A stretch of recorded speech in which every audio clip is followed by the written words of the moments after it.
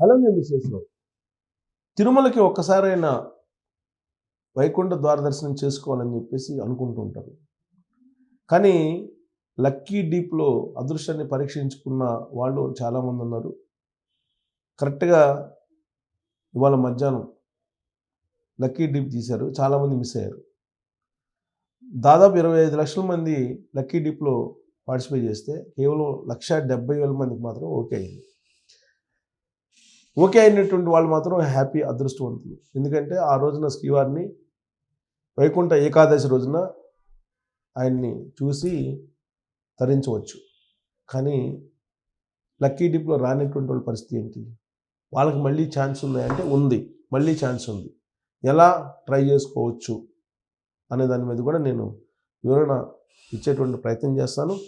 ఈసారి ఆన్లైన్లో నిజంగానే వైకుంఠ ఏకాదశి రోజు 31 అలాగే ఏకాదశి రోజు వరుసగా 3 రోజుల పాటు దర్శనం చేసుకునేదానికి అవకాశం కల్పించారు ఆన్లైన్లో. ఇంతకుముందు టోకన్లు ఇచ్చేవాళ్ళు. ఆ టోకన్లకి క్యూలో నిలబడి తొక్కిసలాడడం జరిగింది. గత ఏడాది తొక్కిసలాడడం జరిగింది. అందుకే ఆ సిస్టమ్ని మార్చేసి ఆన్లైన్లోనే ఈ వైకుంఠ ఏకాదశి దర్శన భాగ్యం కల్పించడానికి తిరుమల తిరుపతి దేవస్థానం నిర్ణయం తీసుకుంది. సో ఆ నిర్ణయం ఒక రకంగా చెప్పాలంటే సక్సెస్ఫుల్. లక్కీ డీప్ ద్వారా ఎవరు కరుణిస్తే వెంకటేశ్వర స్వామి వాళ్ళు వెళ్ళి దర్శనం చేసుకుంటారు, లక్కీ డీప్ కాబట్టి. సో ఒకవేళ అది మిస్ అయితే మళ్ళా ఎలాంటి ప్రయత్నం చేయొచ్చు.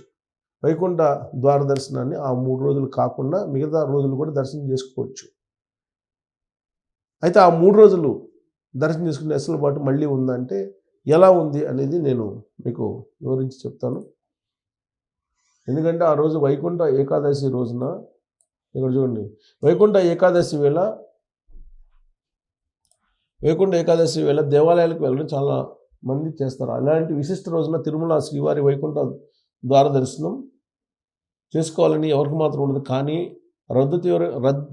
రద్దీ తీవ్రంగా ఉండడంతో అందరికీ స్వామి దర్శనం సాధ్యం కాదు. ఈసారి రద్దీని నియంత్రించేందుకు వీలుగా ఈ నెల 27న రిజిస్ట్రేషన్ మొదలుపెట్టారు. డిసెంబర్ 1న సాయంత్రం 5 గంటల వేళలో ముగించారు. నిన్న. ఇందుకోసం భారీ ఎత్తున భక్తులు తమ పేర్లను నమోదు చేసుకున్నారు. మొత్తం 9.55 లక్షల రిజిస్ట్రేషన్ల ద్వారా 24.5 మంది భక్తులు వివరాలను సమర్పించింది. మొత్తం సుమారుగా 9.5 లక్షల మంది చేసుకుంటే దాంట్లో 24 లక్షల మంది ఉన్నారు భక్తులు. వైకుంఠ ద్వార దర్శన కోసం తమ లక్ కోసం ఎదురు చూస్తున్నారు. వీరిలో కొంతమంది దర్శన అవకాశాన్ని సొంతం చేసుకుంటారన్న విషయానికి సంబంధించిన వివరాలని ఈరోజు మంగళవారం 2 గంటలకు టీటీడీ విడుదల చేసింది. లక్కీ డీప్లో ఎలక్ట్రానిక్ పద్ధతిలో ఎంపికైన భక్తుల వివరాలని సెల్ ఫోన్కు మెసేజ్ రూపంలో పంపుతారు. అందులోని లింక్ ఓపెన్ చేసుకొని ఉచిత టోకెన్లు భక్తులు డౌన్లోడ్ చేసుకునే వీలుంది. అయితే ఈ లక్కీ డీప్లో ఎంపిక కాని వారి పరిస్థితి ఏంటి? ఇది ఇంపార్టెంట్. కొత్తగా దర్శనం చేసుకోవాలన్న ఉత్సాహం ఉంటే మరో అవకాశం లేదా అన్న సందేహాలు రావచ్చు. దానికో మార్గం ఉంది. ఈ నెల 5వ తారీఖున ఆన్లైన్ ద్వారా ₹300 ప్రత్యేక దర్శనాలు ఓపెన్ చేయబోతున్నారు. శ్రీవాణి దర్శన టికెట్ల కోటాను విడుదల చేయనున్నారు. సో శ్రీవాణి ₹300 టోకెన్లను ఈ నెల 5న విడుదల చేయబోతున్నారు. టీటీడీ యాప్ ద్వారా, వెబ్సైట్ ద్వారా నమోదు చేసుకునే వీలుంది. డిసెంబర్ 30న 57,000 మందికి, డిసెంబర్ 31న 64,000 మందికి, జనవరి 1వ తారీఖున 55,000 టోకెన్లను అందుబాటులో ఉండనున్నాయి. టోకెన్లు ఇస్తారనమాట. సో ఇది ఆన్లైన్ ద్వారా శ్రీవాణి ఇటు బుక్ చేసుకోవచ్చు. అలాగే వెబ్సైట్ ద్వారా నమోదు చేసుకోవచ్చు. డిసెంబర్ 30, 31, జనవరి 1 టోకన్లను అందుబాటులోకి ఉన్నాయి. మిగిలిన 7 రోజులు ఎలాంటి టోకన్లు లేని భక్తులను నేరుగా అనుమతిస్తారు. ఇవి కాకుండా 300 చొప్పున ప్రత్యేక దర్శనాల కోసం 15,000, 1000 టికెట్లు శ్రీవాణి దర్శన టికెట్ల కోటా విడుదల చేయనున్నాయి. దీనికి సంబంధించిన కోటాను డిసెంబర్ 5న ఆన్లైన్లో విడుదల చేయనున్నారు. ఇంకెందుకు ఆలస్యం, అవకాశాన్ని మిస్ చేసుకోకూడదు. ఇది 5వ తారీఖున మీకు ఆన్లైన్లో మళ్ళా ఒక అవకాశం రాబోతుంది. ఒకవేళ ఈ రోజు లక్కీ డీప్ మీరు మిస్ అయితే కనుక 5వ తారీఖున ఆన్లైన్లో ₹300 శ్రీవాణి ఈ రెండు బుక్ చేసుకుంటే కనుక మీరు 31వ తారీఖున జనవరి 1వ తారీఖున మీకు ఏ డేట్న ఆ 3 రోజులు దొరికితే ఆ 3 రోజుల్లో ఏదో ఒక రోజు వెళ్ళి మీరు దర్శనం చేసుకోవచ్చు. సో ఇది ఒక వెసులుబాటు లక్కీ డీప్లో రానటువంటి వాళ్ళకి. లక్కీ డీప్లో వచ్చినటువంటి వాళ్ళు అదృష్టవంతులు. సో తిరుమల తిరుపతి దేవస్థానం వైకుంఠ ఏకాదశి రోజున ఉత్తర ద్వార దర్శనం చేసుకుంటే పుణ్యం వస్తుందని చెప్పి విశ్వాసం, భక్తుల విశ్వాసం. అందుకే అనేక మంది విఐపీలు అక్కడికి వెళ్తుంటారు. వైకుంఠ ద్వార దర్శనం ఆ రోజు వైకుంఠ ఏకాదశి రోజున మీరు తిరుమలలో కనుక చూస్తే అంతా కుబేర్లే ఉంటారు.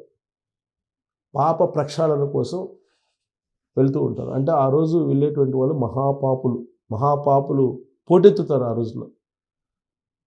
ఎవరు పెద్దలు లక్కీ డీప్ ద్వారా వచ్చారు, సామాన్య భక్తులు వచ్చారంటే అది దైవ సంకల్పం. కానీ కుబేరులు పెద్ద ఎత్తున అక్కడికి ఆ రోజున వస్తారు. వాళ్ళకి ప్రాధాన్యత ఉంటుంది. ఆ తర్వాతనే మిగిలినటువంటి భక్తులకి. పైకి ఎంత చెప్తున్నప్పటికీ సామాన్య భక్తులకి మేము అసలు బడులు కల్పిస్తాం, సామాన్య భక్తులకి ప్రాధాన్యత ఇస్తాం అని చెప్తున్నప్పటికీ కూడా విఐపీలని కాదనలేరు, ప్రోటోకాల్ దర్శనాలని కాదనలేరు. కాబట్టి వాళ్ళకే ప్రాధాన్యత ఇస్తూ ఉంటారు. తిరుమల తిరుపతి దేవస్థానం ప్రపంచ ఆధ్యాత్మిక కేంద్రం. అక్కడ ఏ చిన్న పొరపాటు జరిగినా పొరపాటు చేసినటువంటి వాళ్ళకి వెంకటేశ్వర స్వామి శిక్ష విధిస్తారు. దానికి ఉదాహరణే పరకాణి కేసు, అలాగే కల్తీ నెయ్యి కేసు. ఈ రెండు ఇప్పుడు వెంటాడుతూ ఉన్నాయి. వైఎస్ఆర్ కాంగ్రెస్ పార్టీకి సంబంధించినటువంటి వాళ్ళు మాకేం కాదులే అనుకున్నారు. కానీ సీన్ కట్ చేస్తే ఇప్పుడు ఆ రోజు చైర్మన్గా పనిచేసినటువంటి వైవి సుబ్బారెడ్డి గారు, కరుణాకర్ రెడ్డి గారు విచారణని ఎదుర్కొంటూ ఉన్నారు. ఆ కేసు డిసెంబర్ 4 అంటే డిసెంబర్ 2వ తారీఖున, అంటే ఇవాళ డిసెంబర్ 2వ తారీఖున హైకోర్టుకి సీల్ కవర్లో ఇచ్చింది. పరకాణి కేసును ముగించేసి సీల్ కవర్లో నివేదికను ఇచ్చారు. ఆ నివేదికను చదివిన తర్వాత హైకోర్టు ఎలాంటి డెసిషన్ ఇస్తుందో దాన్ని బట్టి కరుణాకర్ రెడ్డి గారు అలాగే వైవి సుబ్బారెడ్డి గారి యొక్క భవిష్యత్తు ఆధారపడింది. అలాగే ధర్మారెడ్డి, ఈవోగా చేసినటువంటి ధర్మారెడ్డి, వీళ్ళందరూ ఏం కాదులే వెంకటేశ్వర స్వామి ఏముందో అనుకున్నారు. కానీ వెంకటేశ్వర స్వామి పవర్ ఏంటి, వెంకటేశ్వర స్వామి తప్పు చేసిన వాళ్ళని ఎలా వెంటాడతారు అనే దానికి ఈ కేసు నిదర్శనం. కల్తీ నెయ్యి కేసు ఒకటి, పరకామణి కేసు ఒకటి. కల్తీ నెయ్యి కేసు అనేది అత్యంత పెద్ద కుంభకోణం. అది ఫైనాన్షియల్గా కుంభకోణం అయినప్పటికీ కూడా కొన్ని కోట్ల మంది భక్తుల మనోభావాలతోటి, విశ్వాసాలతోటి ఆడుకున్న వాళ్ళు. దాదాపు 250 కోట్లకు పైగా నెయ్యి ద్వారా దోచుకున్నారు.